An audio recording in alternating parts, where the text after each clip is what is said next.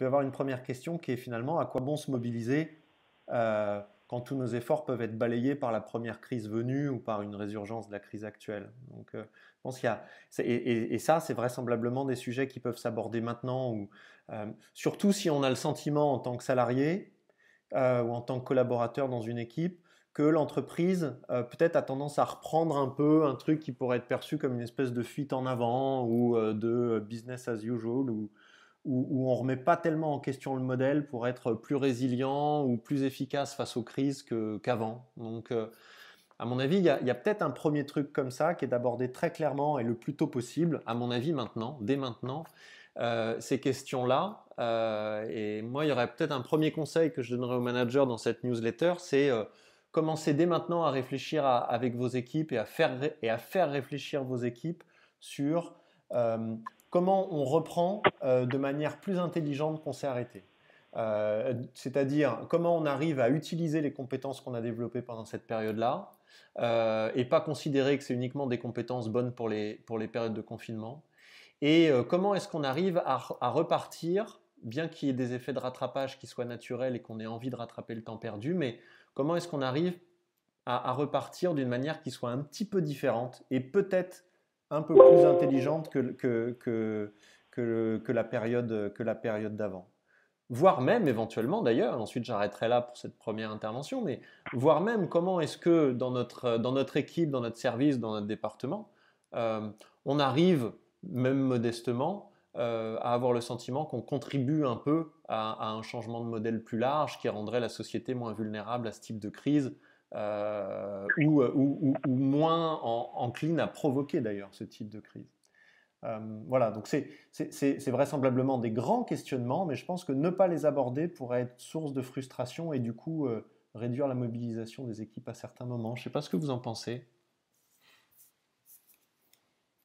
Oui, je crois que ça s'inscrit bien dans les premières réflexions qu'on a. On pense qu'il peut y avoir aussi une quête de sens, peut-être un peu encore plus forte que ce qu'on avait là. Voilà, Oui. Quashare, effectivement, qui peut être bien complexifié parce qu'effectivement, on est dans des métiers de service, d'accompagnement, et voilà. Et on se sent peut-être moins utile que certaines parties de la population à l'heure actuelle, même si on contribue. Donc voilà, c'est comment on retrouve sa place dans tout ça. Et puis derrière, comment est-ce que on réfléchit ensemble à l'après, sachant qu'il n'y a rien d'écrit.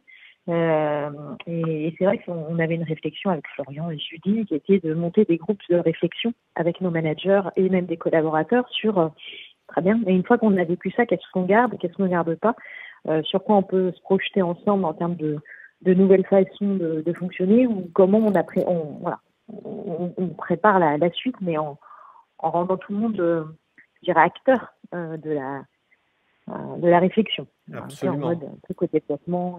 Ouais, je pense que ça c'est hyper intéressant. C'est là-dedans, je pense que... Après, ce qui peut être, à mon avis, un complément de ce que tu dis, c'est que, alors les groupes de réflexion avec les managers, je pense que c'est hyper important. Faut leur, mais c'est pas uniquement important pour leur donner un temps d'avance. À mon avis, c'est aussi hyper important pour qu'ensuite eux-mêmes, l'ayant vécu en tant que participants, d'une certaine manière, soient capables de l'animer auprès de leurs équipes. C'est que il y aura pas de réponse, il y aura pas de réponse à l'échelle de votre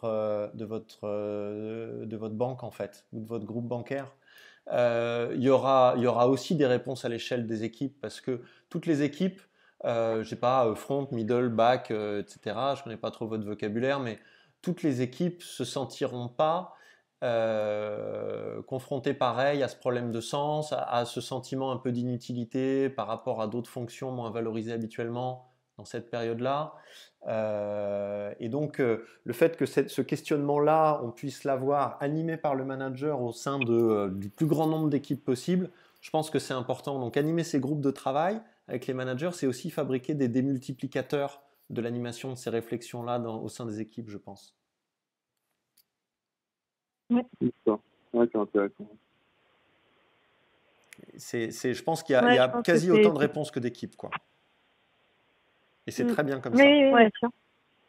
Et qu'il faut vraiment miser à ce moment-là sur l'échelle la plus humaine, quoi, la plus locale. Et vraiment, aller puiser vraiment dans les réflexions des équipes localement et non donner une réponse plus large.